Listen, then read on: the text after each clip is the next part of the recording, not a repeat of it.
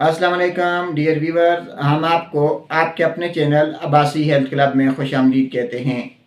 नाज़रीन, आज हम आपको डेंगू बुखार की कुछ अलामात बताते हैं क्योंकि आजकल पूरे मुल्क में डेंगू की वबा फैली हुई है। डेंगू बुखार की पहली अलामत यह है कि मरीज़ के सर में शदीद किस्म का दर्द होता है। ऐसा दर्द होता है जो मरीज़ ने इससे पहले कभी वो महसूस नहीं किया होगा। यानी अक्सर सर दर्द होते रहते हैं, लेकिन डेंगू में सर दर्द इंतहाई शदीद होता है।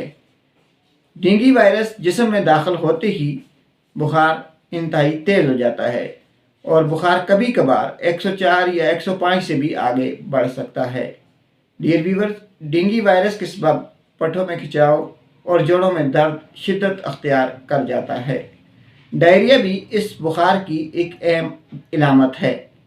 नाजरीन, डेंगू बुखार शदीद फ्लू की तरह होता है, यानी जिस तरह शदीद फ्लू जैसी अलामात डेंगू बुखार में पाई जाती हैं।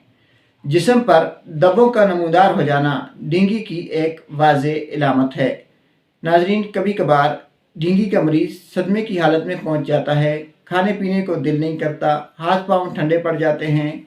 डियर व्यूअर, ये डेंगू की कुछ अलामात थी। डेंगू का मरीज़ यानी जिस मरीज़ में डेंगू का वायरस दाखिल हो जाए, उसके प्लेटलेट्स इंतहाई कम हो जाते हैं और अक्सर औकात उसे प्लेटलेट्स की ज़रूरत पड़ सकती है। अगर आपके प्लेटलेट्स 5000 से कम हो गए हैं तो आप फौरी तौर पर डॉक्टर से रब्ता करें ताकि वो आपको मज़ीद मशवरा दे सके। अगर आपको हमारी वीडियो अच्छी लगी हो तो आप हमारे चैनल को सब्सक्राइब, हमारी वीडियो को लाइक, शेयर और कमेंट बॉक्स में अपनी राय ज़रूर दीजिए। अल्लाह हाफिज़।